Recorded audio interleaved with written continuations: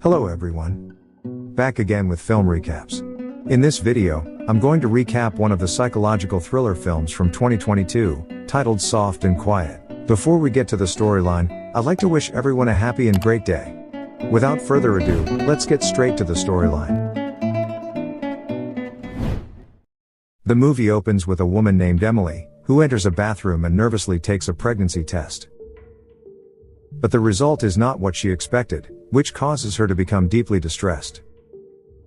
Upon exiting the building, she approaches a little boy, and we learn that Emily is an elementary school teacher. It turns out the boy's mom is running late to pick him up, so Emily begins chatting with him. But her attention is soon drawn to a janitor, so she asks the boy to go up to the woman, and make it clear that she cannot mop the floor until he leaves, as he could have hurt himself. The boy is hesitant, but Emily asks him to be a brave man and stand up for himself. The boy thus approaches the janitor, right when his mom shows up at the school. Emily then exaggerates the situation, claiming that the janitor was mopping right when the boy was walking, causing him to almost slip, so she asked him to stand up for himself.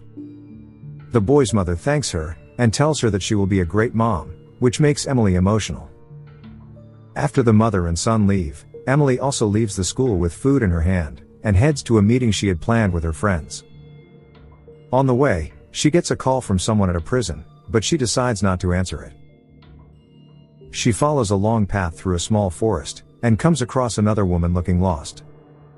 The woman reveals that she's looking for her friend, Kim, so Emily reveals that she's also meeting Kim, and says she is the organizer of this little get-together. The woman introduces herself as Leslie, after which both begin walking together. Soon, they enter a church, where there are several women already waiting, and they all excitedly greet Emily. Emily then puts her pie on the table, and we shockingly see a swastika sign, which is a symbol of the Nazis, but no one seems to be offended by this, and begins giggling as if it is very normal. After sharing the pie with everyone, Emily starts the meeting by expressing how proud she is of her heritage. Emily then opens up, and reveals how she really wants to be a mother, but there has been no success so far. She thinks God has something bigger in store for her, which she believes is this club. She urges everyone to share their story, and we then see the name of their club, which is Daughters for Aryan Unity.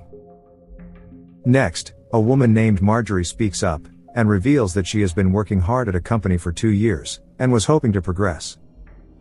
But it turns out her manager gave the promotion to a Colombian girl instead of her, even though she came in after Marjorie. When she asked her manager about it, he told her that it was because Marjorie lacks leadership skills. But she thinks that it is just because the woman is brown, and companies these days only care about diversity. She thinks it was unfair to her, and Emily and the other women completely agree with her. Marjorie also complains about how Asians come over, and take all the companies, and there is nothing left for her in her own country. Just then, the other women make a hand gesture depicting a hate symbol, which makes Marjorie feel comforted. After this, another woman named Alice speaks up, and reveals she joined this community because she feels alone. She is also very troubled by Black Lives Matter, and says that their lives matter as well, but no one talks about that. She becomes very upset thinking about it, so another woman, Jessica, approaches to comfort her. Next, Jessica begins to tell her story, and says her father was the president of a white supremacist group, the KKK, in Nebraska, and she has been a member all her life. She reveals how the media portrays them as big scary monsters, but she is just a normal person who has 4 kids, and is pregnant with her 5th child. She strongly believes multiculturalism never works, and that's why she joined this group, to meet like-minded people. Following this, another woman, Kim, speaks up and says she is a mother of 2, and wanted to have more kids, but they're expensive. She tried to get a loan, but the Jewish-owned bank refused her, and she finds it disheartening that these people are gradually taking over the country right under their noses. She reveals how she runs a store, where several immigrant kids arrive to cause a ruckus and steal stuff. Kim also states that she and Emily have planned on making newsletters and magazines, so they can spread their ideas to a large number of people. Then it's Leslie's turn to speak up, and she reveals that she is an ex-convict, and was recently released from prison, after which Kim took her in. She is so grateful to Kim, and that's why she came here on her invitation, to help in any way she can.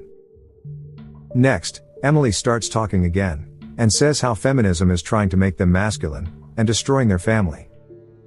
She becomes emotional, so the women there start complimenting her beauty, and assure her she is doing a great job by organizing this meeting.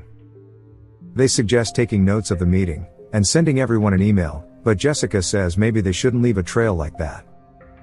But this offends Emily, and she demands to know what they have discussed that could possibly be illegal to Fear. Next, Kim says she needs homeschool materials, because she doesn't like what they're teaching her kids, so Emily offers to help with that.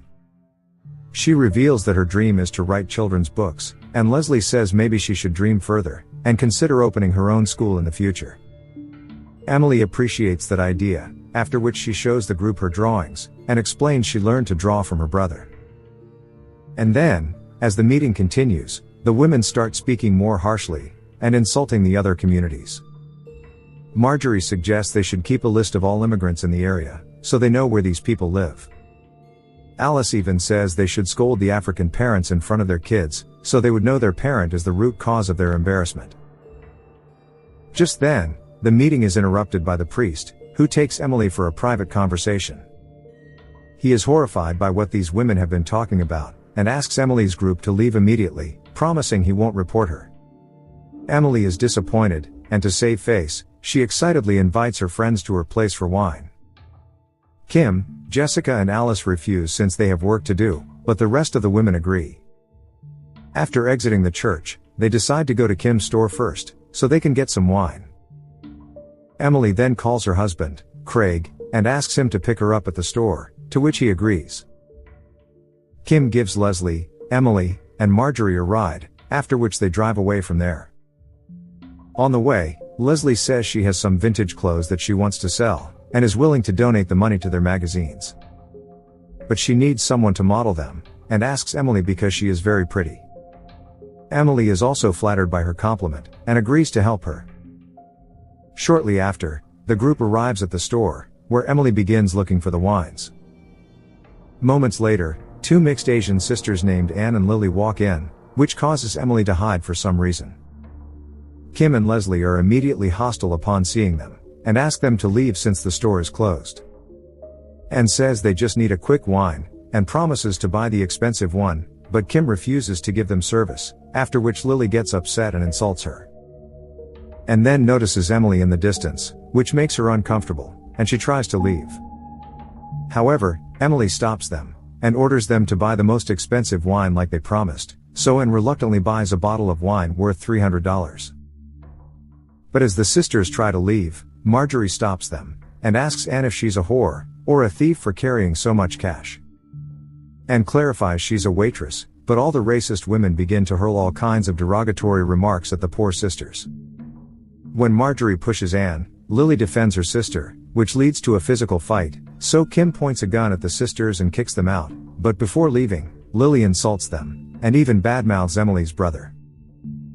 Here, it is revealed that the brother is in prison for assaulting Anne, and Emily begins losing her mind, right when Craig arrives and asks what the hell is going on, so Kim reveals that the girl who sent Emily's brother to jail was here and insulted her. But when Emily continues crying, Leslie says they should go to Anne's house to take revenge, and even Marjorie supports this idea. Leslie says they won't do much except defecate in their tub, or steal their passports. Emily is unsure, but when Kim says she will also support it, she finally agrees. Craig, however, is opposed to this idea, and says it's a felony, but Emily asks him if he is a coward, who is willing to let his wife be disrespected by others. In the end, Craig reluctantly agrees to go with them, but asks the women to leave their phones at the store, so the cops can't trace them. Following this, the group gets in the vehicle, and Emily guides them to head to Anne's house, which is in a fancy suburb. They soon arrive at the house, and Marjorie comments that it's bigger than her apartment, so Emily reveals that Anne inherited it from her late mother. Up next, they notice that no one is inside, except a puppy, and decide to break in. Leslie finds a hidden key nearby, after which they enter inside, and begin causing a ruckus, so Craig gives them 4 minutes, and heads outside to keep watch. Next, the women begin drinking beer from the fridge, after which Marjorie starts playing the piano, while Leslie destroys a glass. Meanwhile, Emily and Kim arrive at the bedroom, where they begin looking for the passport. Kim eventually finds it, after which the women begin celebrating, and suggest what they should do next. Here Craig arrives and urges them to leave, but they refuse to listen, and consider burning the passport right there. But then, things turn intense when someone pulls up outside, so the group immediately rush to hide. Craig is visibly furious at the situation his wife has dragged him into. Moments later, Anne enters the home, but she can't find her dog, and upon seeing the mess, she instantly realizes someone has been here. She leaves to call for help, but Craig panics about the consequences, and grabs her before dragging her inside. He apologizes frantically, insisting it was just a practical joke, but the women swiftly tie up Anne, and tape her mouth. Upon seeing all this, Craig realizes things are getting out of control, and says they need to stop now because this is becoming a serious crime. When no one listens to him, he decides to leave alone, and comes across Lily outside. Craig worries she might call the cops, so he grabs her, and brings her inside as well. However, an idiot Kim now pulls out her gun and threatens to kill the sisters if they try to resist. Emily then tries to calm her panicked husband, but Craig curses at her before storming out of the house. However, Leslie tells Emily that they don't need him, and that she deserves better than such a cowardly husband. Next, the racist women discuss privately what they must do, and Leslie says they need to scare the girls so much that they won't dare go to the cops. Kim begins crying while thinking about her children, so Leslie asks her not to worry, reminding her that Kim has good relations with the cops around town. Plus, they can clean up all the traces of evidence, and that no one will do anything to them. The other women agree, after which they approach the sisters, and start harassing them. Marjorie even plays loud music, and begins drinking while enjoying the moment. To make things worse, they begin force-feeding Lily, putting peanuts in her mouth, and even pouring alcohol directly. They smear thick cream in her hair, and begin torturing Anne as well. Marjorie then uses Anne's phone to record a video, which makes Emily furious because the video could expose them later. Moments later, Lily begins having difficulty breathing and soon starts choking, which causes panic among everyone. They remove Anne's tape, after which she frantically reveals that her sister is allergic to peanuts, and needs her EpiPen. Lily begins foaming from her mouth, while Anne pleads with the women to help her sister. Soon, Leslie brings the EpiPen, but it turns out to be too late, and the girl has already passed away. This leaves poor Anne devastated, but Leslie doesn't seem the slightest bit worried, and says it's her own fault for disrespecting them. Meanwhile, a panicked Emily accuses Leslie of everything, but the latter tries to justify it by saying they did it all for Emily.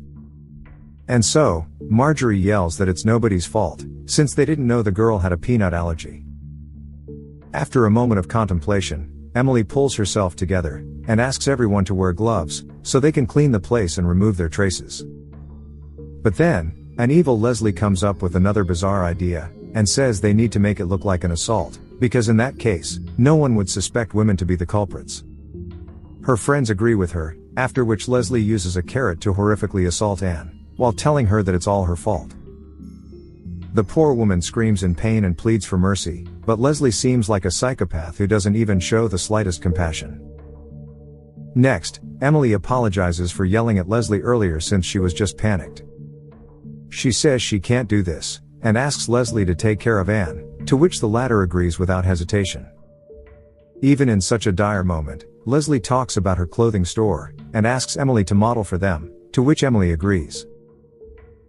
Following this, Leslie grabs a pillow, and finally suffocates Anne to death, while Emily hurries to clean up the mess. Moments later, the women wrap the dead bodies in a huge bag, and proceed to load them into their vehicle. Marjorie begins having a panic attack because of everything, so Emily asks her to breathe and helps calm her down. They all try to reassure each other by saying that after they dump the bodies in the lake, they will return and clean everything so no one will ever find out. On the way, Leslie says they should just grab a shovel and dump the body in the woods, which leads to another argument between her and Emily.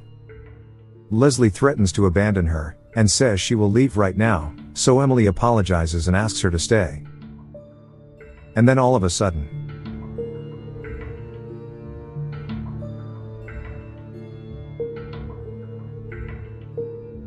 We see someone is moving inside the body bag, but the deranged women fail to notice it. Shortly after, the group reaches a lake, where they load the body onto a small boat. After that, Emily and Leslie begin paddling across the water. Upon reaching the middle of the lake, they finally dump the body, and depart while thinking they've gotten away with a perfect crime. But as the movie ends, we see Anne shockingly emerging from the water, revealing that she is still alive, and the murderers will not escape justice. Okay guys, thanks for watching. See you again in the next video.